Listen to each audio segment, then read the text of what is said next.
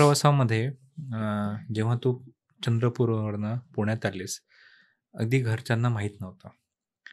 So त्यातल्या त्यात आई आणि बाबा हे दोन्ही पार्ट तू कशाप्रकारे हँडल केले असतील म्हणजे मी इमॅजिन नाही करू शकत. खरंय. पण तो संवाद मला खरंच आहे ना ऐकावासा वाटेल. कारण आत्ताच्या जनरेशनमध्ये यदा कदाचित तो माहीत नाही तो किती आईवडिलांना रिस्पेक्ट ही पुढची जनरेशन देणार.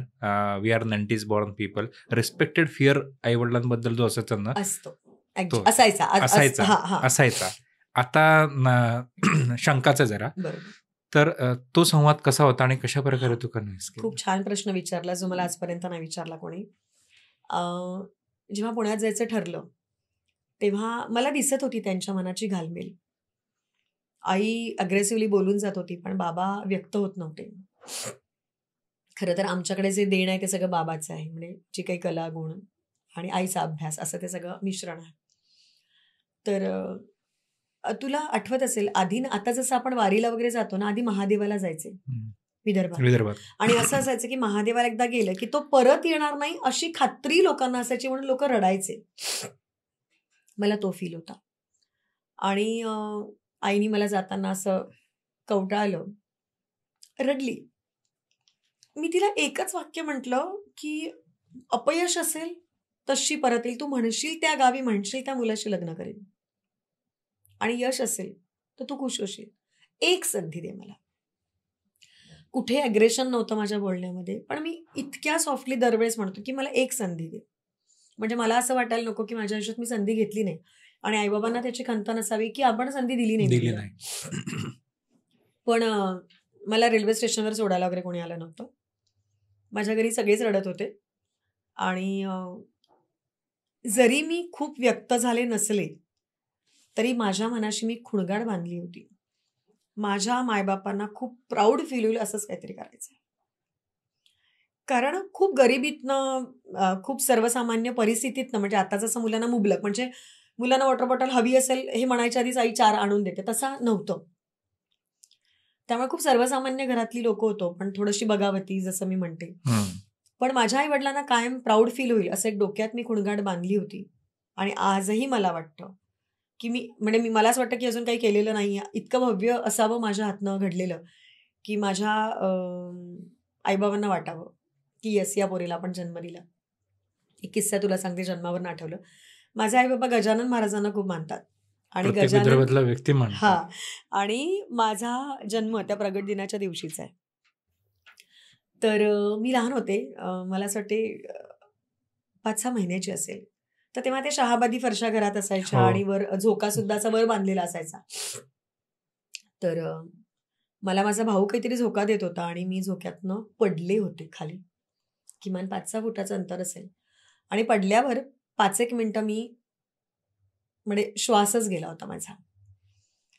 त्यामुळे त्या 5 मिनिटात आईवडिलांची काय अवस्था झाली असेल मी समजू शकते. म्हणजे ही गेलीच याच्यात असं होतं. आणि 5-1 मिनिटांनी मी रडले. तर आमच्या शेजारच्या आजी म्हणाल्या होत्या, पोरीच्या हातनं काहीतरी वेगळं आणि छान होणार आहे म्हणून तिचा पुनर्जन्म आहे. आता ही धास्ती त्यांना होती का काय माहिती नाही, पण बॅकअप जसं माझ्या गार्गीविषयी होतं तसं कदाचित असेल, पण ते ठरवलंय. पण माझे बाबा माझ्याविषयी एक वाक्य कायम म्हणायचे. मला घरी मंजू म्हणतात. मंजू लात मारेल तिथे पाणी काढते. तुला सांगू का, आत्तासारखं खूप गोंजारणं कुरवाळणं मायबापांचं जसं मुलांना असं तसं नव्हतं. पण हे वाक्य सुद्धा मी असं म्हणते की ते भिवू नकोस, मी तुझ्या पाठीशी आहे ना, त्या टाईपचं होतं. माझे बाबा पट्टीचे वक्ते होते, पण मी स्पर्धेत जाऊन काय असं बोलते आणि बक्षीस आणते याचं त्यांना काय अप्रूप होतं. तर ते खूपदा स्पर्धांना असं चोरून येऊन बघायचे आणि आईला सांगायचे कसलं बोलते आपली पोरगी, पण व्यक्त कधी झाले नाही. तर हा व्यक्त न होण्याचा प्रवास मला वाटतं त्या काळात सगळ्यांकडेच होता, सर्वांकडेच. पण मी मनातून व्यक्त झाले होती की माझ्या मायबापांना खूप कौतुक वाटेल असं काहीतरी मी करावं. आणि अजूनही ठरवलेलं आहे, म्हणजे पूर्णत्वास गेलेलं नाही आहे ते, आणि ते माझ्या हातनं घडावं असं अगदी मनापासनं मी विश करते. हा प्रश्न. सो गार्गीज फन वर्ल्ड जेव्हा जिथे आपण दोघंजण भेटलो, तर तिथे जेव्हा तू ॲक्च्युअल काम करत होतेस तेव्हा आत्ता बऱ्याच महिलांना असं वाटतं, की मी काम करते किंवा आता मला अडचणी येतात म्हणून कोणीतरी मला लागतं सारखं सोबत आणि छोट्या-छोट्या म्हणण्याचं आता असं आहे, की आपण ते दाखवतो. तेव्हा गार्गीत जेव्हा यशाच्या पायऱ्या चढत होतं, तेव्हा तुला असं वाटलं नव्हतं, की कोणाला सांगावं, की मी खूप फार सुंदर काम करते आणि एक कौतुकाची थाप तुला मिळावी म्हणून? अ, कुणाला सांगायचं? मला खूपदा असं वाटतं, मगाशी मी जे वाक्य वापरलं, की तू साक्षीदार आहेस माझा. अ, ॲक्चुअली मी इतकं शिकून पाळणाघर चालवते ही कल्पनाच मुळात न रुजणारी होती. कारण म्हणजे जसं माझे एच-ओ-डी होते त्यांना वाटायचं मी काहीतरी अभिनेत्री म्हणून दिसावी, अभिनय करावा. मला खूप मी स्पर्धा खूप गाजवल्या त्यामुळे मला सहकाराच्या स्पर्धेतनं मला नोकरी आली होती. मला उद्योजकतेची स्पर्धा असते त्याच्यातनं मला नोकरी आली होती. त्यानंतर माझ्या गावामध्ये जर्नलिझम सुरू झालं तर मला लेक्चरशिप आली होती. आणि हे सगळं मी नाही म्हणत होते. तर माझे बाबा म्हणायचे, की "नेमकं हिला काय करायचंय?" आणि नेमकं मला काय करायचं हे पण मला माहिती नव्हतं. हे तर काय म्हणतो चालत गेलो, रस्ते मिळत गेले, मिळत वळणं गेले. मिळत गेली आणि मग ती आपण वळणं सुंदर करत गेलो. त्यामुळे मी काय काम करते हा यक्ष प्रश्न होता लोकांना. म्हणजे कित्येक दिवस प्राजक्ता बालवाडी चालवते असंच वाक्य होतं. तर तुला एक किस्सा सांगते, जो मला खूप इन्स्पायर करून जातो. माझे जे एम-एफ-एचे मास्टर ऑफ फाईन आर्ट्सचे जे माझे डिरेक्टर होते, तर मी 1 वर्ष करून इकडे आले होते. तर सेकंड इयरला आम्हाला थेसिस वगैरे असतं आणि वायवा असतो. तर मी वायवाला गेले होते. तर सर त्या वायवा घेणाऱ्या लेक्चरला सांगत होते लेक्चरला, "ही मुलगी ना फार हुशार आहे. हिनं असं करते, हिनं तसं करते." आणि मी खूप रडत होते, कारण माझा अभ्यासच नाही ना. तर मला असं वाटतं कदाचितच कुठला एच-ओ-डी असा आपल्या स्टुडंटच्या वायव्याला बसला असेल आणि हा माणूस बसला होता. झालं ते झालं. मी परीक्षाच दिली नाही त्या वर्षी. पण त्या सरांना खूप वाईट वाटत होतं, की मेरिटची मुलगी आणि परीक्षा देत नाहीये. 13 वर्षानंतर, माझ्या लग्नाच्या 13 वर्षानंतर हे पुन्हा एकदा पुण्यात आले. त्यांनी मला आग्रह केला, की "तू तुझं सेकंड इयर कंप्लीट कर." प्रश्न होता 13 वर्ष जुनी मार्कशीट कुठे मिळेल काय? म्हणजे असे शिक्षक पण तेव्हाच होते. त्यांनी मला नागपुरात बोलावलं. माझी त्या रजिस्टर ऑफिसला बापरे! मला ते म्हणजे त्या फायली शोधणं आणि त्याच्यामध्ये माझी ती मार्कलिस्ट शोधली. मी पुन्हा ती परीक्षा दिली. पुन्हा मी मेरिटमध्ये आले आणि ते सगळं झाल्यावर एकदा ते माझ्या सेंटरला आले. सेंटरला आल्यावर त्यांनी मला फार शिव्या घातल्या. "काय पाळणाघर चालवते आणि असलं काहीतरी मुलांसाठी काम करते." आणि माझी पोरं तिथे येत होती. जसं कोणाची लाळ गळतीये, कोणी ओंगळवाणा आलेला आहे, कोणी विचित्र चालतंय, कोणी विचित्र बोलतंय. तर सर मला खूप बोलत होते आणि माझ्या डोळ्यात पाणी होतं. तर सरांना म्हटलं, "सर आपण आज जाऊया ना, कारण आता माझी मुलं, पालक पण येतात आणि मी का रडते हे कसं सांगायचं?" तर म्हटलं, "सर आपण आज जाऊया." आणि मी आत गेल्यावर मुलं आलीत ना, कोणी माझ्या मांडीवर बसलं, कोणी माझी वेणी उपसली, कोणी वेणी घालतंय, कोणी माझी पापी घेतंय, कोणी आपली लाळ माझ्या तोंडाला पुसतंय. आणि हे सगळं चित्र पाहिल्यावर आता चित्र उलटं होतं. हं. सरांच्या डोळ्यात पाणी होतं. ते असे उभे राहिले. त्यांनी मला कडक सॅल्यूट केला आणि मला म्हणाले, की "माझा हट्ट मी मागे घेतो." आणि त्यांचं एक वाक्य होतं, फार सुंदर वाक्य. रंगमंचावर तू काही काळ अभिनेत्री राहिली असतीस, पण या आयुष्याच्या रंगमंचावर तू अनादी काळ अभिनेत्री आहेस. प्राजक्ता हे काम सोडू नको." त्यानंतर कधीच रिग्रेशन झालं नाही मला. मला खूप वाईट वाटायचं, मी इथे का नाही? माझ्या लेकीला अजून पण आहे, की मी स्टेजवर का नाही? पण मला असं वाटतं ते सॅक्रिफायसिंग तुम्हाला असावं लागतं. सगळं नाही करता येत. आणि जेव्हा एक-एक गोष्ट माझ्या हातनं सुटत गेली, नाच सुटला, अभिनय सुटला, लिखाण सुटलं, तर मला खूप राग यायचा आणि माझा खूप असा रोष होता, की का माझ्याकडनं हे सुटतंय? पण मला आज असं वाटतं, की बहुतेक देवानं माझी डायरी लिहून ठेवली असेल ना, तर डायरीमध्ये हे काम म्हणजे प्रथम क्रमांकावर असेल आणि त्याच्यासाठी तुला या सगळ्या गोष्टी सॅक्रिफाईस कराव्या लागणार आहे, असा तो कदाचित मला इनडायरेक्टली सांगत असेल. त्यामुळे हे सगळं सुटलं. पण तुला सांगते मला कधीच त्याचं रिग्रेशन नाही. आणि मला असं वाटतं मी जे काम करते ते खूप कमी लोकांच्या वाट्याला येतं. आणि ती समज म्हणजे वाढून सगळंच ठेवलेलं असतं. काय खायचं आपण ठरवायचं असतं. तर ही समज मला आली हेच मला छान वाटतं. आणि त्यासाठी मी माझ्या बाळाचे थँक म्हणते, बाळाचे आभार मानते. मला असं वाटतं हे लेकरू 5 दिवस फक्त माझ्या कानात एवढंच सांगायला आलं होतं. "आई, एका मुलाची आई कुठे होतेस? अनंत मुलाची आई हो." आणि त्याला बोलता येत नव्हतं, पण ते जे मूकभाषेत सांगून गेलं आणि मला ते कळलं. त्यामुळे मी जगातली एक सर्वोत्तम आई समजते स्वतःला, की मुलाचं बोलणं आपल्याला कळतंय. कदाचित जसं तू प्रश्न विचारला, की कोणापुढे सांगावसं वाटलं नाही का छान काम करते.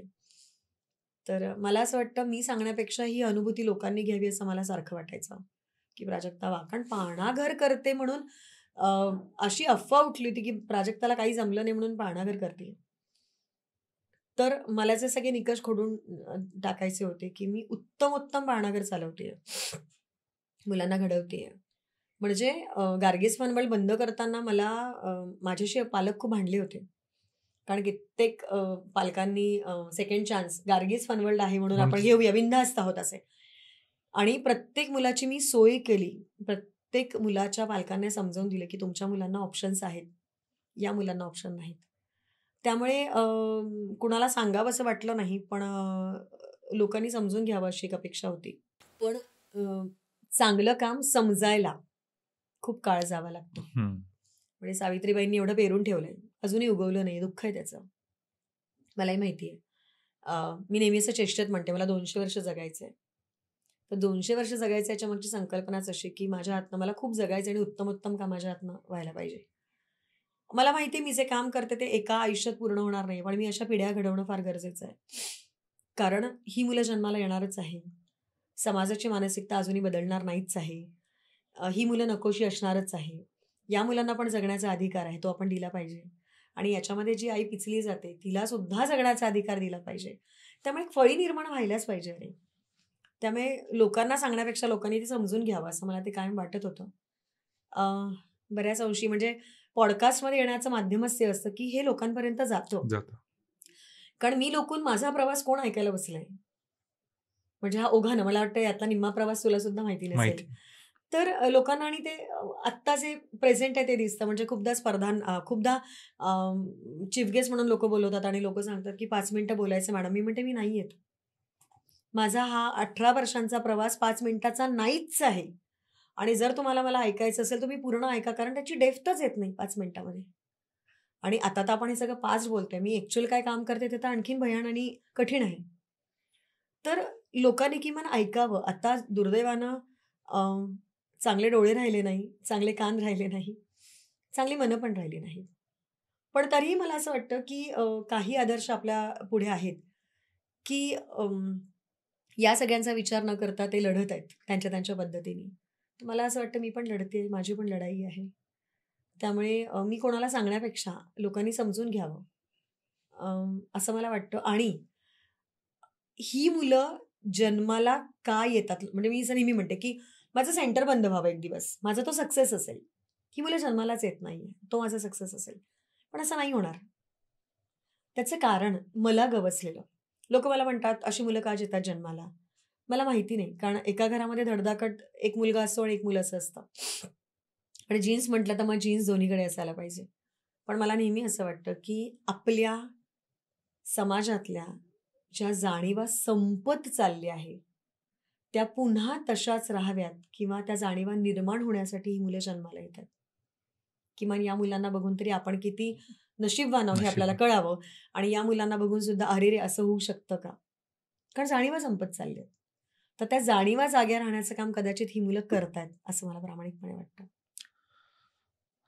मला इथे एक विचारायचं आहे, की आता आपण अ, एक कंबाईन फॅमिलीकडनं न्यूक्लिअर फॅमिलीजकडे जातो आहे आणि महिलांचा बायोलॉजिकल क्लॉक आता हा बदलत चाललेला आहे. करिअर, उंच भरारी अ, घ्यावी प्रत्येक महिलेला वाटतं आणि ते छान गोष्ट पण आहे. सो यामध्ये असताना तुझा जो अनुभव, जो संघर्ष आहे, यामध्ये हा पॉडकास्ट ऐकताना एक मुलगी आणि आई हे देखील ऐकतच असतील. सो त्यांना तुला काय मेसेज द्यायचा आहे? मला अगदी मेसेज द्यायचाच आहे. मी मगापासून जे म्हणते, की एकच आयुष्य आपल्याला मिळतं. या आयुष्यामध्ये तुम्हाला जे वाटतं ते करा. खूपदा काय होतं ना, त्याला काय वाटतं, त्याला काय हवंय, याच्यातच आपण गुरफटलेलो असतो. बघ ना, आमचा सकाळचा दिवस मग भाजी काय करायची? घरातल्या लोकांना कोणती भाजी लागते, इथून सुरू होतो. अ, असं नाही होत, की मी सकाळी उठले आणि पुस्तक घेऊन बसले. मी लिखाण करतीये, मी नाचाची प्रॅक्टिस करतीये किंवा मी व्यायाम करते. आम्ही व्यायामाच्या वेळासुद्धा ना घरच्यांच्या वेळेनुसार ठरवत असतो. आणि ही एक विचित्र पगडा अजूनही बायकांवर आहे. मला सगळ्यांना हेच सांगायचं की एकच आयुष्य मिळालेलं आहे. एकतर देवानं तुम्हाला माणसाच्या जन्मात घातलाय याचाच अर्थ त्यानं तुमच्यासाठी कुठलं तरी काम योजून ठेवलेलं आहे. नाहीतर तुम्ही कुत्रा, किडा, मुंगी काहीतरी झालेला असता. तर तुमची डायरी लिहून ठेवलेली आहे. फक्त डायरी वाचण्याची कसब तुमच्यात नाहीये, तर ती डोळसपणे वाचा. प्रत्येक म्हणजे किड्या-मुंग्यांना पण काम दिलेलं आहे ना, माती भुसभुशीत करा, गांडोळाला काम दिलेलं आहे. पण आपण थोडे सुपिरियर आहोत ना, आपण माणसाच्या बरोबर. जन्मात आहोत. तर त्यांच्यापेक्षा आपल्याला मत व्यक्त करता येते, आपल्याला विचार मांडता येतायत, आपल्याला प्रेम करता येतं. तर मला असं वाटतं एक सुंदर आयुष्य आपल्या पुढ्यात आहे. म्हणजे मला तर आपल्या या पूर्ण काय म्हणतो ना शरीराचंच कौतुक वाटतं. कशा भावना निर्माण होतात, वाईट वाटतं, रडायला येतं, काहीतरी करावंसं वाटतं, छान दिसावंसं वाटतं. तर या सगळ्या कल्पना बायकांकडे आहे, पण बायकांनी त्या कुपीत बंद करून ठेवलेल्या आहेत. तर मला सगळ्यांना एकच सांगणं आहे, की जे वाटतं ते करा. जे कराल ते प्रामाणिकपणे करा. पण स्वतःची कर्तव्य कुठली टाकू नका. म्हणजे आता जसं होतं, की सकाळचा स्वयंपाक मी का करावा? नाही. स्वयंपाक करून खाऊ घालण्यात सुद्धा आनंद आहे. हं. मुलांवर संस्कार करायचे असेल, तर आईचं एक माध्यम आहे. ती जे करेल तेच ते उगवेल. त्यामुळे आईनं एक्सक्यूज घेऊ नये असं मला वाटतं. एक्सक्यूज घेताना ते सुपिरियर असावे छान आणि सगळ्या भूमिका वठवाव्या. त्याच्यात खूप मजा आहे. गार्गीने तुला अगदी लहानपणापासून बघितलेलं आहे. आता बरीच मोठी देखील झालेली आहे. सो गार्गी आणि तुझा अ, काय संवाद असेल त्याबद्दल मला खरंच जाणून घ्यायला आवडेल, की जेव्हा तिला कळालं की आपली आई एवढं मोठं काम करते आणि एक आई आणि मुलीमधला संवाद हा फार सुंदर असतो बरं हो. का. सो त्याबद्दलही मला आहे ना तू सांग थोडं. अं, आई मोठं काम करते हे कदाचित तिला आता वाटत असेल. आधी ते लहान. पण तिचं बालपण सगळं माझं या मुलांसोबत गेलं. आणि मला थोडीशी खंत आहे तिचं या म्हणजे ज्या काळात ती माझ्या मांडीत बसायला पाहिजे होती, त्या दुसऱ्यांची मुलं माझ्या मांडीत असायची. तर एक आई म्हणून मला खंत आहे त्याची, की तिचं बालपण संपून गेलं. पण मी नेहमी असं म्हणते तिला, की "गार्गी तुझं सुद्धा सॅक्रिफाईस हे काउंट होणार आहे." म्हणजे माझ्या कामात तिचा खूप मोठा वाटा आहे असं मी समजते. कारण तिने मला सपोर्ट नसता केला आहे ना, मुलं हट्टी पण हो, असतात, असतं ना. मुलं अकरास्थाळी असतात, मुलांना हवं ते हवंच असतं. म्हणजे कित्येक आया मुलांसाठी नोकऱ्या सोडतात. तर सुदैवानं माझ्या लेकीनं खूप छान सपोर्ट मला दिलेला आहे. आणि तिची जी जडणघडण झाली आहे, ती या मुलांमध्ये झालेली आहे. त्यामुळे त्याचे रिफ्लेक्शन्स मला दिसतायत. म्हणजे त्याचं खूप छान उदाहरण मी तुला देईल, की मागच्या वर्षी ती भारताची कल्चरल अँबॅसेडर म्हणून अमेरिकेत गेली होती. आणि तिला मी कायम हेच सांगायचे, की आपण ना खूप ब्लेस्ड आहोत. आपण देवाची लेकरं आहोत. आणि आपण देवाची चांगली लेकरं आहोत. तर देवानं आपल्याला खूप चांगले कान दिले आहेत, डोळे दिले आहेत, शरीर दिलं आहे, मन दिलंय, बुद्धी दिली आहे.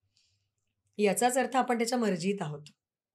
आणि या मुलांना आपण जेव्हा बघतो, तर मी नेहमी असं म्हणायचे तिला, की खूप मुलांना आई नाही. हे वाक्य तर मी नेहमी सांगते मुलांना, की प्रत्येक मूल कोणाकडे हट्ट करतं, तर ते आईकडेच हट्ट करतं. आणि या मुलांना खूपदा आई नाही, बाबा नाही. ही पोरकी आहेत. पोरकी आहेत प्लस ही अशी आहेत. हात आहे पण हात नाही, पाय आहेत पण पाय नाही, बुद्धी नाही, कळत नाही. जरी त्यांच्या भावना नसतील, तरी पण एक सुप्त भावना नक्कीच आहेत. तर आपण त्या नियतीचे, निसर्गाचे, प्रकृतीचे आपण कायम आभार मानले पाहिजे, की आपल्याला धडधाकट दिलेलं आहे. आपण धडधाकट असेल, तर कुठली पण लढाई आपण जिंकू शकतो. पण या मुलांना इच्छा असून पण ते करू नाही शकणार. माझ्याकडे इतकी मुलं आहेत, मी इतक्या कहाण्या सांगू शकते. तर हे कदाचित डायरेक्टली, इनडायरेक्टली तिच्यावरही रुजलं असेल. आणि अमेरिकेसारख्या ठिकाणी राहताना खूप चांगल्या घटनाही घडल्या, खूप वाईट पण घडल्या. म्हणजे अमेरिकन आपण काळे म्हणून आजही हिणवतात. असे सगळे प्रसंग आले, तर खूपदा ती रडायची. तिला मी म्हणायची, "तुला परत यायचं आहे का?" तर ती बहुतेक आईवर गेलेली आहे. ती म्हणायची, "नाही, मी परत आली ना, तर माझा तो हा जर्नी ब्रेक जर्नी असेल. मला सक्सेसफुलच होऊन यायचं आहे." आणि मी तिला नेहमी असं म्हणायचं, की "गार्गी, छान वातावरण आणि छान वातावरणात तुम्ही काहीतरी करणं काही मोठी गोष्ट नाही.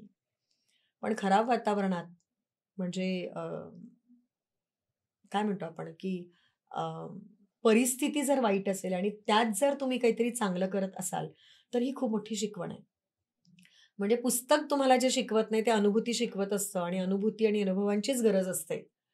हे तिला कायम सांगत गेले आणि छान तिने ते सक्सेसफुली म्हणजे कंप्लीट पण केलं. मला त्याचा फार आनंद आहे. आणखी मी एक गोष्ट तिच्या बाबतीत केली अरे, माझ्याकडे जी स्पेशल मुलं होती 18 वर्षापर्यंतची त्यांच्या तर शाळाच संपल्यात. पण माझ्याकडे काउन्सिलिंगला जेव्हा मुलं यायची, तर काही मुलांमध्ये काहीतरी गॉड गिफ्ट छान असतं, गिफ्टेड हं, असतं. हं. पण मी आयांना सांगायचे, की तुम्ही तिची शाळा सोडा, त्याची शाळा सोडा. मला एका पालकांनी असं म्हणून दिलं होतं, की "हो ना, शाळा सोडा म्हणायला काय जातं ना, तुझ्याकडे कुठे असं मूल आहे?" तुला सांगते त्या एका वाक्यासाठी मी माझ्या मुलीची 10वीत शाळा सोडली. हे पण तिचं सॅक्रिफाईसच आहे ना.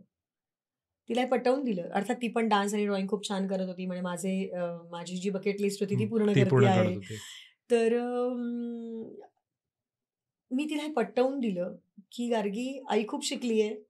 खूप डिग्र्या घेतल्या. अर्थात आईचा आनंद होता, पण आई करतेच वेगळं आहे. तू डिग्र्याच घेऊ नको आणि तू वेगळंच काहीतरी कर." आणि 10वी तिचं सोडणं म्हणजे किती मोठा टास्क होता. आत्ता. शाळेतनं अमान्य, तिचे डिरेक्टर जे होते शाळेचे ते माझे खूप छान मित्र होते. त्यांनी सांगितलं, की "तुम्ही असं करू नका." त्यांना म्हटलं, "मग माझी मुलगी देते, तुमची मुलगी मला द्या." कारण मला प्रॅक्टिकल करायचंय.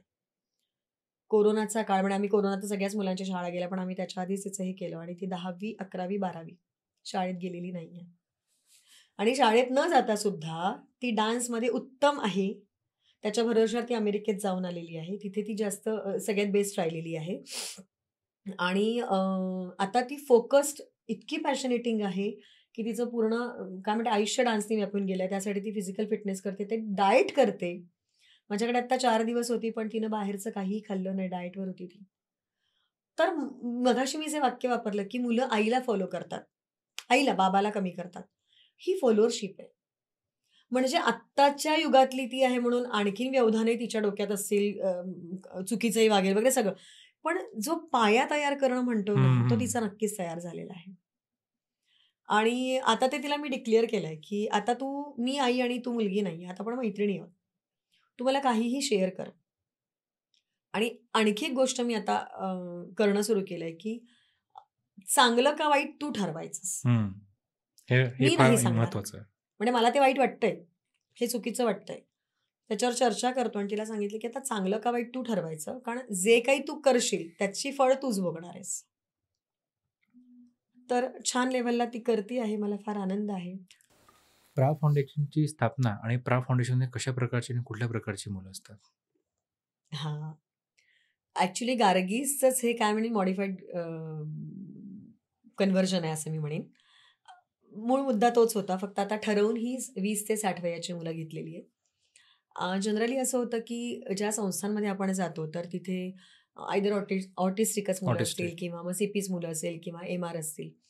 तर त्यांना हँडल करणं सोपं जातं कारण एका मोनोटोनस प्लॅटफॉर्मवरती मुलं असतात. मी कन्सेप्टच वेगळी मांडली. कारण माझी कन्सेप्ट मुलांसाठी जरी काम करत असेल, तरी आई ही कन्सेप्ट आहे. आणि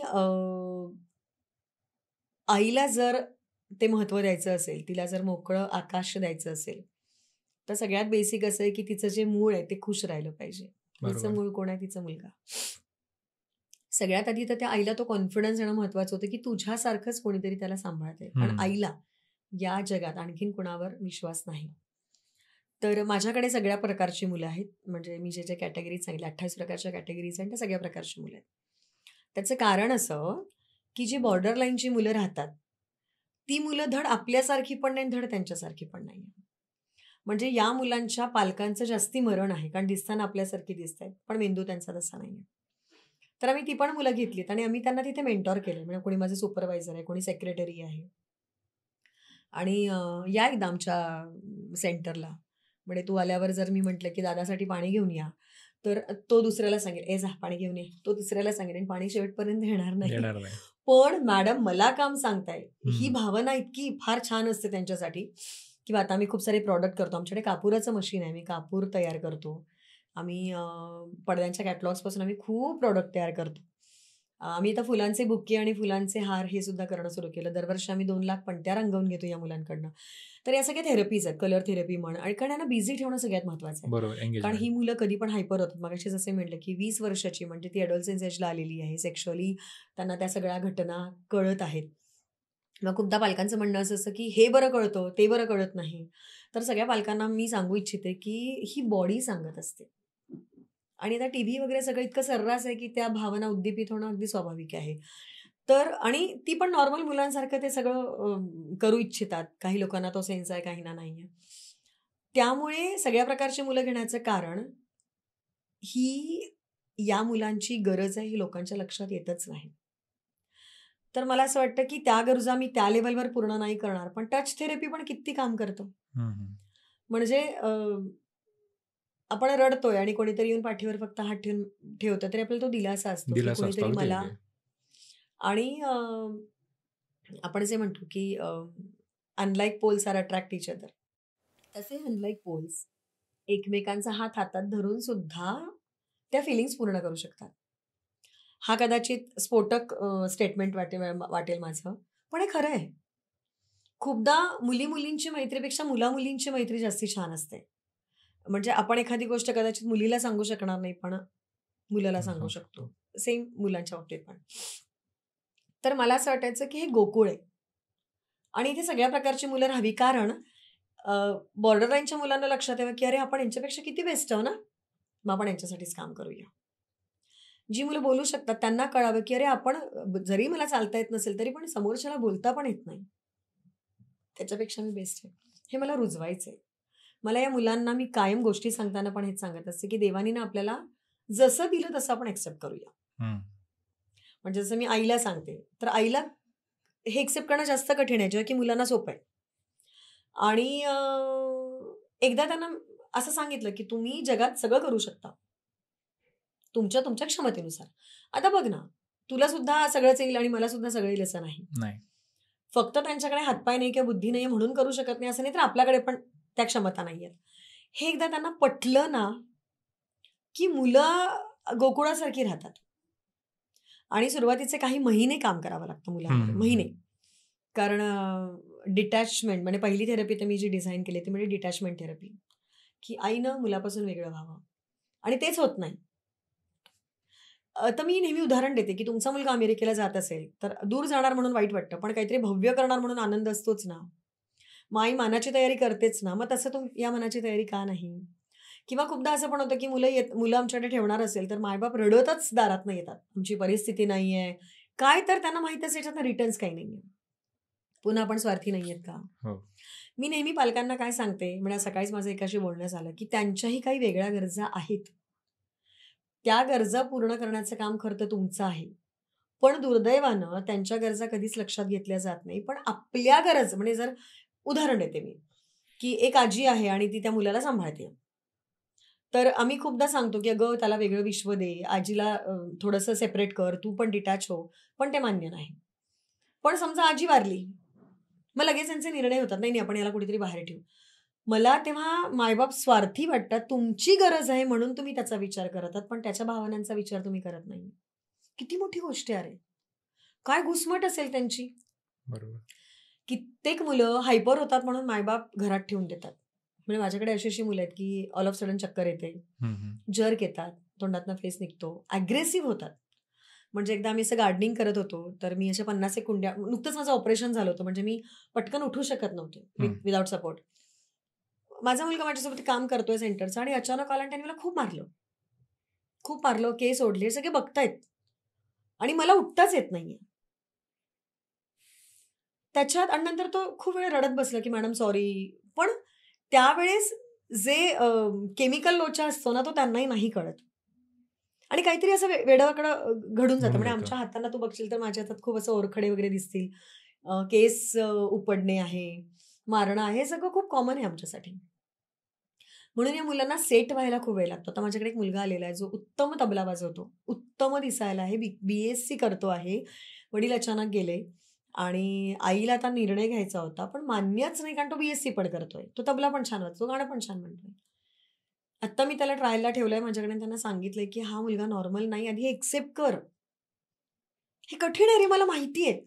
खूप कठीण आहे. म्हणजे दरवेळेस मी त्या आईच्या भूमिकेत जाते, की माझा मुलगा असता तर मी कशी वागली हं, असते. हं, हं, हं. आणि त्या भूमिकेत जाते म्हणूनच मी त्या आईला खूप छान पद्धतीने समजावून देऊ शकते. कठीण आहे. विचार कर ना. पहिल्या कोरोनात वडील गेले, दुसऱ्या कोरोनात आई गेली आणि घाटावरनं 12व्या दिवशी घाटावरनं मुलगी माझ्याकडे आली. 7 वर्ष झाली ती माझ्याकडे. एका छान बंगल्यामध्ये राहणारी, स्वतंत्र खोली असणारी, स्वतंत्र कॉट असणारी मुलगी अचानक एका कॉटवर येते. आणि स्वीपी मुलींना ते डोकं असतं, म्हणजे विचार करण्याची ताकद असते, जरी क्षमता नसते काम करण्याची. तर तिचा किती आक्रोश, किती कठीण असेल हे. अवघड. कल्पना देखील करू शकत नाही. या मुलांच्या बहीण-भावांची लग्न होत नाहीत. मी ॲश्युरिटी देते त्यांना, की हे मूल मी आयुष्यभर सांभाळणार आहे. मी मूल म्हणते, ते 60 वर्षाचे मुलच आहे माझ्यासाठी. ती ॲश्युरिटी मला द्यावी लागते, की तुम्ही लग्न करा. कारण अनंत प्रश्न त्यांच्या घरी असतात, की पुढची मुलं अशीच होतील का? उद्या जर सेंटर बंद झालं, ती ही घरात आली, तर मग आमच्या मुलींनी हे करायचं का? माझ्याकडे 2 लोकांना मी लिहून दिलंय, की मी हिला कधीच आयुष्यात सोडणार नाही माझ्या मरेपर्यंत, तुम्ही लग्न करून द्या. म्हणजे एका या घटनेसाठी अनंत प्रश्न हो. निर्माण करून ठेवले. काही गरज नाहीये त्याची. निर्माण करून ठेवलेले आणि दुर्दैव असं की त्याची उत्तरं मी शोधत नाही. अशी खूप मुलं आहेत रे. एक मुलगा माझ्याकडे आहे, उत्तम काम करतो, शेतकऱ्याचं मुलं आहे. आई-वडील मजुरी करतात. आणि मुलगा असा, एक दिवस ग्रामपंचायत म्हणजे चावडीवर लोकं बसले, पंचायत बसली. हं. आणि त्यांनी निर्णय दिला, की हा मुलगा आजपासून वेशीच्या बाहेर असेल. काय अवस्था असेल त्यांची? माझ्याकडे उत्तम काम करतो. माझ्याकडे एक मुलगी आहे, 14 वर्षाची, ती 2.5 वर्षाची दिसते. हात-पाय पूर्ण लुळे आहेत. म्हणजे ती पाय कसेही 360 मध्ये ती फिरवू शकते. पेंग्विनसारखं असं छोटंसं पिल्लू आहे. आई-वडिलांचं काय लव्ह मॅरेज. त्यात वडील वारले. त्यातनं अशी मुलगी झाली. सासरचे माहेरचे बघायला तयार नाही. आजी-आजोबा शेतावर जातायत, तर ती दिवसभर माती खाते. एका संस्थेनं माझ्याकडे आणून दिलं. अनंत प्रश्न. आणि जी मुलं खूप उच्चभ्रू घरातली त्यांचं वेगळंच, की आम्ही आमच्या मुलीला 5 स्टार ट्रीटमेंट देऊ इच्छितो. मला सगळे पॉडकास्ट बघणाऱ्या लोकांना सांगायचं, की त्यांना त्या 5 स्टारची गरज नाहीये, त्यांना प्रेमाची गरज आहे. ज्याला पैसे लागत नाही आणि दुर्दैवानं ₹0 ते प्रेमच मिळत नाहीये. तुला सांगते माझ्याकडे तू ये, आता तू खूप वर्षांनी आला नाहीये, पण ये. तुझं वेलकम इतकं जोरात होईल. म्हणजे आमच्याकडे बँड आहे, आम्ही उधळतो, फुलं उधळतो, पानं उधळतो, काय-काय. आणि गंमत म्हणजे मला नेहमी असं वाटतं, की या मुलांचं आयुष्य मी वाढवू शकत नाही, पण ते आनंदाचं नक्की करू शकते. It's my tagline. आणि त्या आनंदासाठी म्हणजे माझ्या अंगावर काटे काटा आले, आलाय माझ्या पण सांगताना. काटे आले. आयुष्याचं म्हणजे तुला सांगू, पिक्चरला नेते, शूटिंगला नेते, पावसात नेते, नाटकाला नेते. रंगपंचमी ये आमच्या रंगपंचमीला जोरात असते. त्या दिवशी मला काही पाणी-बिणी ते काही आठवत नाही. सगळं करते. पालखी असते, पूर्ण गावातनं मी मिरवणूक काढून आणते. त्याचं कारण असं, कदाचित या मुलांना त्या पालखीची मजा येत नसेल. एक आनंद असतो ना, हं. मोनोटोनसली चालतायत ते मेकॅनिकली. पण मला हे माहितीये, हे पोरगं जेव्हा त्या पालखीमध्ये जातं किंवा रंगपंचमीला रंग खेळतं, तेव्हा त्या पोरांपेक्षा आई खूप खुश होते. आई हे समीकरण रे, मी तर म्हणते अच्छा-अच्छांना कळलंच नाहीये. इतके तास ती या मुलामागे घालते, पण फक्त लेकरू हसलं तरी ती सगळं विसरून जाते, की मी काय-काय केलंय. किती काही-काही खूप चांगल्या घरची मुलं आहेत. माझ्याकडे एक मुलगा आहे 4 डिजिट मल्टिप्लिकेशन्स उत्तम करतो. चित्र उत्तम त्याचे कॅलेंडर आहेत. पण समहाऊ स्पेशल आहे. आई-वडिलांची मानसिकता तयार करणं खूप कठीण गोष्ट आहे आणि त्यात आईची. तुला असे-असे प्रसंग सांगते. परवा आमच्याकडे एक मूल इतकं हायपर आहे.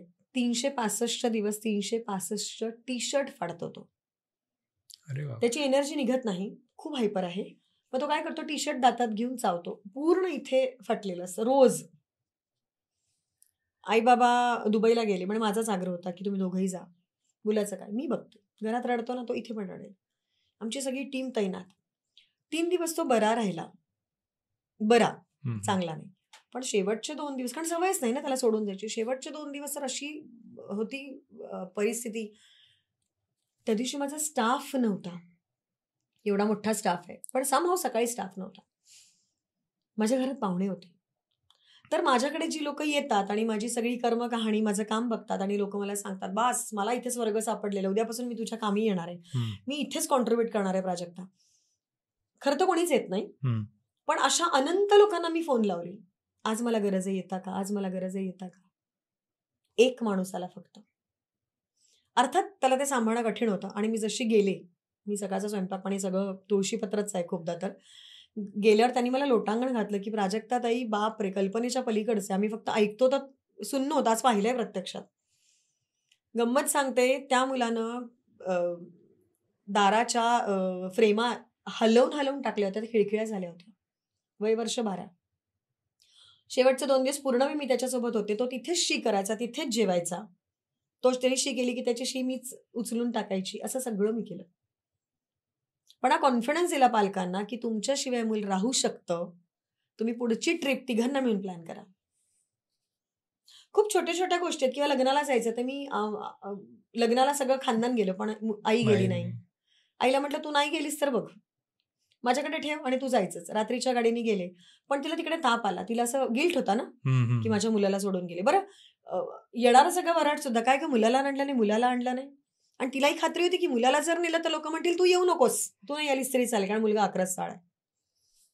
तिला मी सांगितलं, की "जर तू नटलेले फोटो नाही पाठवले, तर तुझ्या मुलाचा एकही व्हिडिओ तुझ्यापर्यंत पोहोचणार नाही." जसे तिने नटलेले फोटो पाठवले, कारण लग्नात गेलेली, भावाचं लग्न होतं. तसे मी तिला सांगायचे. इतक्या छोट्या-छोट्या गोष्टींमधनं हा कॉन्फिडन्स द्यावा लागतो आई-वडिलांना. आणि एकदम नसानसात भिनलेलं आहे सगळं. त्यामुळे हा कॉन्फिडन्स येते. माझी तर इच्छा आहे, की हा कॉन्फिडन्स आयांना यावा. म्हणजे तो किती यावा तर माझं सिक्रेट खरं तर तू पहिल्या वाक्यातच ओपन केलं, की या पृथ्वीवरचं जगातलं सर्वोत्तम अच्छा. सेंटर मी उभारावं. त्याच्या पुढचं वाक्य सांगते, ते इतकं सर्वोत्तम असावं, की ज्या दिवशी दवाखान्यात हा मुलगा होईल, त्या दिवशी दवाखान्यात त्या आईनं म्हणावं, "प्रा फाउंडेशन आहे, मला काळजी करायचं कारण नाही." प्राजक्ता, तुला एक 15 वर्ष झाली या क्षेत्रामध्ये. 18, 18, 18 18. वर्ष, सॉरी, 18 वर्ष झाली. तर यावरती मला एक विचारायचं आहे, की तुझा संबंध हा आई-वडिलांसोबतच येतो. जेव्हा अशी मुलं तुझ्या याच्यामध्ये येतात, तेव्हा त्यांच्या मानसिकतेवरती काय तुला असं बोलावसं वाटतं? कारण तू याची देही याची डोळा साक्षी आहेस त्या गोष्टीचा. मुलांची का पालकांची? पालकांची. फार मोठा गहन प्रश्न आहे. सावित्रीबाई, पुन्हा म्हणते मी, की ती जिजून मरून गेली, पण फार काही प्रकाश पडला नाहीये. तसंच आणि ही बाबच खूप वेगळी आहे. अ, मानसिकता म्हणशील तर मानसिकता बदलणं फार कठीण आहे. ती अशी मुंगीच्या पावलांनीच बदलते. एक प्रसंग सांगते तुला. इंजिनिअर माणूस, त्याची 2 मुलं धडधाकट. त्यांनी दुसरं लग्न केलं. दुसऱ्या लग्नानंतर मुलगी झाली, ती सीपी झाली. सीपी म्हणजे? सेरेब्रल पॅल्सी. ओके. आणि मल्टिपल डिसऑर्डर म्हणजे अनंत वैगुण्य होतं तिच्यामध्ये. ती मुलगी 18 वर्षापर्यंत शाळेत गेली. माझा जो सारखा हट्ट आहे 18 वर्षानंतर काय? ज्या मुलांना काहीतरी करता येतं ना, त्यांना ऑक्युपेशनल थेरपीज असतात. पण ज्या मुलांना काहीच करता येत नाही, हं. त्यांचं काय? 18 वर्ष म्हणजे पिरियड्स येतायत. हं. दिवसभर ही मुलगी तिचं टी-शर्ट वर करून बसायची. हं. तोंडातनं ती थुंक्यांची बेचकेच्या बेचके काढायची आणि चेहऱ्याला लावायची. म्हणजे असं वाटायचं तोंडून आलेले इतकं. तर आणि खूप आक्रस्ताळी. दिवसभर तिला गाडीवर फिरायचं असायचं. तर एक दिवस तिच्या आईला म्हटलं, की "तुम्ही हिचं गर्भाशय काढा ना, कारण पिरियड्स पण येतायत." ती पॅड कुठे पण काढायची, खायची, चाटायची. तर मी आईला खूप कळकळीने सांगत होते, की "गरज नाहीये ती, तुम्ही गर्भाशय काढा." तिने सांगितलेलं थक्क करणारं होतं. ती मला म्हणाली, "मॅडम मी नोकरी करणारी होती, पण या मुलीसाठी मी घरात आहे, कारण मी दुसऱ्या लग्नातली बायको आहे. तर मी घरात शिवणकाम करते आणि 18 वर्षानंतर आता शिवणकाम पण बंद केलं, कारण मी पूर्ण वेळ या मुलीकडे राहते." ती मला म्हणाली, की "रोज मी ₹300 चं पेट्रोल भरते. गाडीतलं पेट्रोल संपेपर्यंत मी रोज हिला मठात, नाहीतर मंदिरात घेऊन जाते. मॉलमध्ये नेता येत नाही, कारण कोणाला आम्हाला एंट्रीज देत नाही. मठात का नेते, तर दुपारचं आणि रात्रीचं जेवण तिथे मिळून जातं. आणि तर मी तिला म्हटलं, "पण माझा प्रश्न तर तुझं गर्भाशय काढण्याचा हं. होता." तर तिने सांगितलं, की "माझा नवरा मला काहीच पॉकेट मनी देत नाही किंवा काहीच खर्चाला पैसे देत नाही. म्हणून हे मठात वगैरे जाणं आहे. आणि त्याचं असं म्हणणं आहे, तुझ्यामुळे ही मुलगी झालेली आहे. त्यामुळे तिचं गर्भाशय मी का काढणार नाही? कारण तुला मरेपर्यंत ही माझ्याकडनं शिक्षा असेल." बाप. सुन्न झालो. आजही तू बिबवेवाडीत कधी आलास, सिग्नलला ही पोरगी आणि आई तुला दिसेल. एकदा घरातनं ही निघाली, की रात्रीच घरी जाते. सिग्नलला जे काही सेकंद गाडी थांबते तर ती काय करते मुलगी, त्या आईचे केस धरते मागणं आणि गालावर सटासट मारते. आता त्या आईच्या डोक्यावरचे केस पूर्ण गेले, पूर्ण टकली झाली ती आणि तिचा पूर्ण व्होकल कॉर्ड गेलेला आहे. इतकं वाईट, इतकं भयानक काही असू शकतं का? तर बिलकुल असू नाही. शकतं. म्हणून मला असं वाटतं, की आपण ना सोयीने आपली मानसिकता बदलतो. हे दुर्दैव आहे. मला काय करायचं माहितीये का? आता तू बघशील, तू जेव्हा आला तेव्हा मी बिबेडीत होते. मग मी सहकार नगरात. आता मी आंबेगावात आहे. फार पठारावर, टोकावर. लोकं मला म्हणतात, "इतकं दूर-दूर का चाललीस?" त्याचं कारण सांगते. ही मुलं खपतच नाही लोकांना. ते सेल्फीसाठी, वाढदिवसासाठी लोकं माझ्याकडे येतात. Facebook पोस्ट, YouTubeसाठी. पण ही मुलं हायपर झाली ना, तर या मुलांपेक्षा शेजार आमचा हायपर होतो. म्हणजे या मुलांना आम्ही सांभाळायचं का शेजाऱ्यांना सांभाळायचा सगळ्यात मोठा प्रश्न असतो आणि म्हणून मी गावाच्या बाहेर चालली. मी तर असं म्हणते, की मी एक दिवस चंद्रावर जाईल. म्हणून मला हे सांगणं आहे, की मानसिकतेवर विचारलं, मला या सुशिक्षित लोकांना बदलवायचंच नाहीये. मला माझ्याच मुलांना इतकं तयार करायचं आहे, की आम्ही डिपेंडंट नाही, हे माझ्या मुलांनी सांगावं. माझ्या मुलांचं एक स्वतंत्र विश्व मला निर्माण करायचं आहे. जशी आहे तशी. जसं काम जमतंय तसं करतील. पण आम्ही उपरे आहोत, आम्ही डिपेंडंट आहोत किंवा अरेरे हा जो शब्द आहे, म्हणजे वाईट शब्द आहे, तो त्यांच्या कानावर पडू नये. आणि विश कर, की मी अवघ्या काही दिवसात माझ्या स्वतःच्या साम्राज्यच म्हणेल मी. साम्राज्यात जाईन आणि मला असं हवंय. मला शेती करायची आहे. मला कोंबड्या, बकऱ्या हे सगळं करायचंय. त्याचं कारण सांगते मॅडम, आमचं जर प्रॉडक्ट पाहिले, मी खरं तर आज आणले नाही. आम्ही पिशव्या शिवतो, आम्ही चेकबुक कव्हर, आम्ही पाउचेस केले आणि त्या सगळ्यांना मी हिरवं रनर लावलंय आणि हिरव्या बेल्ट्स लावले. तर लोकं मला म्हणतात, "हे हिरवं ऑड वाटतं." तर त्याच्यामागचं माझं उत्तर असं असतं, की फक्त निसर्गच त्यांना एक्सेप्ट करतो. म्हणून हे हिरव्याचं देणं आहे. आणि मला या मुलांना निसर्गातच न्यायचंय, मला मातीत शेणातच न्यायचंय या मुलांना. मला पूर्ण खात्री आहे, निसर्गात जेवढी ही छान होतील ना, तेवढी ही माणसांच्या दुनियेत नाही राहणार. मला माहिती नाही हे बरोबर आहे की चूक आहे. पण निसर्ग मला प्रश्न नाही विचारत अरे. म्हणजे हा मुलगा हायपर का झाला? या मुलाला तुम्ही किती खाऊ घालता? हा प्रश्न निसर्ग नाही विचारत. म्हणून निसर्गाच्या कुशीत जायचं. सो असा मन सुन्न करणारा हा तुझा प्रवास होता म्हणण्यापेक्षा मी आहे आणि तो चालू आहे हे फार असं अंगावर तसा काटा आला सिरियसली. म्हणजे आधी मी तुला खूप वर्षाआधी बघितलं आणि त्यानंतरचा जो अनुभव होता तो अगदी सुन्न करून टाकतो प्रायता.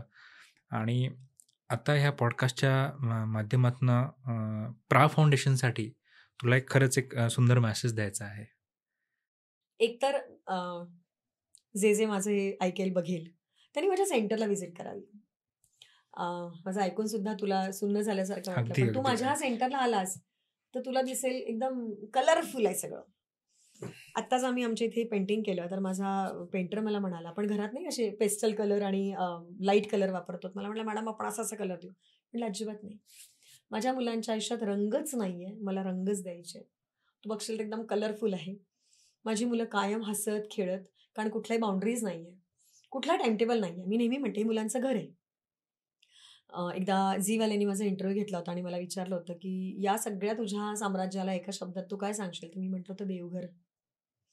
देव मला उलटून प्रश्न विचारत नाही. पण देवाला मी सगळं सांगत असते. तसं. तर माझी मुलं तुला कुठूनही वाटणार नाही, की ही अनकष्टी आहेत, दुःखी आहेत. तर तेवढं कलरफुल वातावरण ठेवलं. कारण खूपदा संस्था म्हटलं, की त्या बायका पण तशाच राहतात, पांढऱ्या कपड्यात आणि पोतेरं. मला असं वाटतं नाही. एकच आयुष्य मिळालेलं आहे. ते रंगीत आहे आणि या मुलांच्या आयुष्यात मला रंगच पेरायचे आहेत. त्यामुळे सगळं छान आहे. तर प्रत्येकाने माझ्या सेंटरपर्यंत व्हिजिट करावी. म्हणजे खरंच तुमच्या मनाला जर भिडत असेल, तर तुम्ही व्हिजिट करा हे सांगेन. आणि खूपदा लोकांना समाजासाठी काहीतरी करायचं असतं, पण कुठून करायचं, कसं करायचं माहिती नसतं. तर मी म्हणते काही नाही, मला फोन करा, मी तुम्हाला सगळे वेध सांगेन. एखाद्या मुलाचं पालकत्व घेऊ शकता. त्याची फी तुम्ही देऊ शकता, किराणा देऊ शकता, हे सगळं. पण त्याही पलीकडे मला एकदा सांगायचं आहे, की तुम्ही आम्हाला काम द्या. आमची मुलं म्हणजे आमचे जर तू प्रॉडक्ट बघशील तर ते इतके उत्तमोत्तम का आहेत? कारण हे मोनोटोनस काम करतात. आपलं डोकं वापरत नाही. हे मेकॅनिकली काम करतात. बरोबर. आणि आमच्याकडे जे वेस्टेज आहे ते पण फार कमी असतं. कारण सांगितलं तेवढं साचेबद्ध काम करायचं आहे त्यांना. आपण माणसं आपलं डोकं त्याच्यामध्ये लावतो. त्यामुळे ते लावत नाही. आमचं काम बघशील अतिशय फिनिशिंगवालं काम आहे. तुम्ही ऑर्डर करू शकता. पॉडकास्टच्या माध्यमातून जर ते प्रॉडक्ट आपल्याला दाखवता आले तर ते पण आपण करू. तर मी तुम्हाला सांगेल की तुमच्याकडे काही काम असेल तर ते काम आमच्या मुलांना द्या. उत्तम होण्याची हमी आम्ही तुम्हाला देतो. कारण या आईचं एक स्वप्न आहे की माझ्या मुलांना 4 पैसे कमवावे आणि ती पहिल्या पगाराची साडी मला मिळावी. त्याच्यासारखं जगात कुठलं सुखच नसतं. आणि या छोट्याशा तुमच्या कामातनं ते सुख त्यांना मिळणार आहे. अनंत गोष्टी आहे की जसं मी पालकत्व म्हटलं, वस्तू तुम्ही देऊ शकता. तुम्ही एखादी काय म्हणतो ना मॉडिफाईड, जसं आम्ही आता कूल रूमचा विचार करतो आहे. या मुलांना सेटल होण्यासाठी काय करता येईल असे बरेच मॉडिफिकेशन आम्ही करतोय. त्याच्यामध्ये कॉन्ट्रिब्यूट करू शकता. आमच्या बिल्डिंग फंडमध्ये तुम्ही कॉन्ट्रिब्यूट करू शकता. आणि मी जर तुम्हाला म्हटलं की मला जगातलं सर्वोत्तम सेंटर उभारायचं, तर सर्वोत्तम सेंटर बिना पैशाने होणार नाहीये. बरोबर. कधी तुम्ही तुमचे श्रम आम्हाला देऊ शकता. म्हणजे खूप छोटंसं उदाहरण की आमच्या सीपी मुलींना एका ठिकाणाहून दुसऱ्या ठिकाणी जाता येत नाही, पण बोलता छान येतं, बुद्धिमत्ता चांगली. फक्त बोलायला या, गप्पा करायला या, वाजवायला या, गाणी म्हणायला या. अनंत पद्धतीने कॉन्ट्रिब्युशन होऊ शकतं. तर मी असं म्हणते की तुमच्या जाणीवा थोड्या जरी शिल्लक असेल, म्हणजे मगाशी मी म्हटलं की ही मुलं जन्माला का येतात तर जाणीवा शिल्लक राहण्यासाठी. तर त्या जाणीवा तुमच्याही काही शिल्लक असेल तर नक्की तुम्ही कॉन्ट्रिब्यूट करा. कारण आपण सगळे समाजाचं देणं लागतो. हं. हे आपण दरवेळेस विसरतो. म्हणजे खूपदा म्हणतो की आम्ही मंदिरात दिलेलं आहे.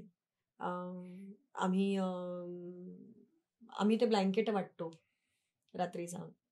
मला असं वाटतं की ब्लँकेट वाटणं म्हणजे हेतू चांगलाच असतो. पण खूपदा आपण पंगू करतो लोकांना. म्हणजे गरीब लोकं तू बघ रात्री ब्लँकेट टाकलं, दुसऱ्याशी पुन्हा बिना ब्लँकेटनी झोपतील. तर कन्स्ट्रक्टिव्ह काम व्हायला पाहिजे. मी जसं म्हणते की जगातलं सर्वोत्तम सेंटर, तर मला असं वाटतं ही माझ्या एकटीची जबाबदारी नाही आहे. तुमचे हात जर सोबत असेल तर मग जगातलं, कारण जगातलं सर्वोत्तम सेंटर करण्यासाठी जगातली चांगली उत्तम लोकं मला लागतील. हं. त्यांचे आशीर्वाद लागेल, त्यांचे ब्लेसिंग्स लागतील, त्यांचा हात लागेल मला. तर मी जे स्वप्न बघतेय तेच स्वप्न तुमच्या मनाला जर भिडत असेल तर तुम्ही नक्की प्रा फाउंडेशनला कनेक्ट व्हा. सो हा असा एक पहिला पॉडकास्ट आहे ज्याच्यामध्ये मी फार अनुत्तरित होतो आणि फक्त तुलाच ऐकत होतो. नाहीतर माझे प्रश्न भरपूर असतात. पण म्हणतात ना कुठेतरी मन मोकळं व्हावं आणि आज आपण जुने मित्र पण आहोत. तर 12 वर्षानंतर आपण भेटतोय.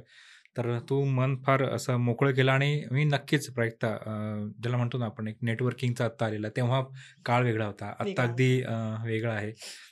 देणाऱ्याचे हात पण देखील मोठे आहेत. बऱ्याचशा गोष्टी आताच येतात आहेत. सो नक्कीच या पॉडकास्टच्या माध्यमातून मी जास्तीत जास्त लोकांपर्यंत आपण पोहोचू. मी म्हणण्याविषयी आपण पोहोचूयात आणि जे काय करता येईल असं म्हणतो मी, पैशाचीच मदत नेहमी मी म्हणतात. म्हटलं ना बोलणं सुद्धा, म्हणजे बोलणं आमच्या सुद्धा मुलांची ती पण गरज आहे. ती पण आहे आणि तू एक फार सुंदर मेसेज दिला की माझ्या मुलांना काम द्या. काम द्या. बरोबर. दिवाळीच्या पंत्यांचा मेसेज हा मी बघतो. बरोबर. सो यदा 2 कदाचित लाख पणत्या कशाला 2 म्हणतात? लाख आमचं पणत्या. पॅकिंग बघा, आमचं कलरिंग बघा. अर्थात खूप कष्ट घालावे लागले त्याच्यामध्ये. पण एक वेगळं बळ येऊन जातं. म्हणजे मधल्या काळात पूर आला होता माझ्या इथे सेंटरला. एक 4-5 कोरोनाच्या आधी पुरानं थैमान घातलं होतं आणि आंबीलोढा फुटला होता. हं. आणि आंबीलोढ्याच्या अगदी बाजूला मी होते. तर 12 वर्षांची मेहनत माझी अशी धुवून निघाली होती. पण मला नेहमी वाटतं ही मुलं मला बळ देतात. बळ यासाठी आता माझं ऑपरेशन झालं आणि खूप मेजर ऑपरेशन झालं पायाचं. 1.5 तासाचं होतं आणि 5.5 तास लागले. माझी मुलं जेवली नव्हती. जोपर्यंत माझ्या घरून फोन आला नाही की मॅडमचं ऑपरेशन झालं. मला असं वाटतं इतकं निर्मळ, निर्व्याज्य प्रेम जगात कुठेच असू शकत कुठेच नाही. होऊ शकत नाही. त्यामुळे मी गर्भश्रीमंत आहे. पैशाने नाही, पण मी गर्भश्रीमंत आहे. असं मी कायम म्हणते. सो वल्ली माणूस म्हणून जरी मी म्हणतोय की वल्लीचा बरेच लोक म्हणतात की अमोल तू या पॉडकास्टमधनं काय सध्या करतोय. अरे वल्ली या शब्दाचाच अर्थ असं की ध्येयवेडी लोक जे तहान भूक विसरून आहे ना कुठल्या तरी एका ध्येयाकडे आगेकूच करतात. तर कधीतरी आहे ना त्या लोकांनाही समोर आणणं गरजेचं असतं बरं का. मी म्हणतो नेहमी की कौतुकाची थाप ही मी नेहमी प्रत्येकाला प्रश्न विचारतो बरं का की तुम्हाला नेहमी कौतुकाची थाप कोणी दिली आणि ते इन्स्पिरेशन कसं तुम्हाला मोटिवेट करतं. पण मी पण एका फिलॉसॉफीला बिलॉंग करतो की तुम्ही वर्तमान असा जगा तुमचा की जेव्हा तो भूतकाळ असेल ना तर तुमच्यासाठी तो प्रेरणादायी असायला पाहिजे. अगदी. सो हे वाक्य मला नेहमी माझ्या आयुष्यात मोटिवेट करत राहतं आणि कधीही मी डेली जसा एक दिवस असतो तो नक्कीच मी आदल्या दिवसासारखा घालवत नाही. त्यात थोडंसं का होईना नाविन्यपूर्ण जगायचं. आपण भेटलो होतो की एकदाच आयुष्य दिलेलं आहे, ते परिपूर्ण जगावं. Correct. तर मी असं म्हणत नाही की पार उलतापलत करा तुम्ही आयुष्यामध्ये, पण त्यात ना मुंगीच्या पायात का होईना थोडासा बदल करावा. एका दिवशी तुम्ही अशा ठिकाणी पोहोचून जाल किंवा तुम्ही मागे स्वतःला वळून बघाल तर तुम्हाला स्वतःवर विश्वास वाटला नाही की मी हा तोच माणूस आहे. सो वल्ली माणूसही पुढे जाऊन कशा प्रकारे आपण कोलॅबरेट करू शकतो. काही गोष्टी पडद्यामागे चालू आहेत, त्या नक्कीच जेव्हा त्या होतील ती ही न्यूज यांना प्रा फाउंडेशनसाठी फार गौरवास्पद असेल बरं का. अरे वा. आत्ता बोलणं घ्यायचं ठरेल, पण जेव्हा होईल तेव्हा त्याची तू साक्षीदार असशील. नक्की नक्की ते आवडेल मात्र मला. नक्की. सो धन्यवाद. आज आजारी असताना देखील तू आलीस. ठीक आहे.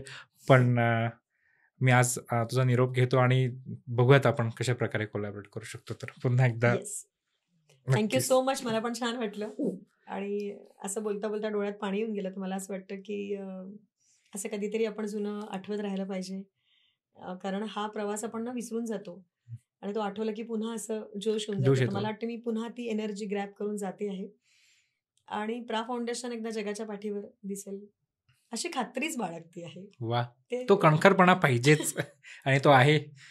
चला येस. आता आपण हे करूया. Thank you. Thank you so much. Yes.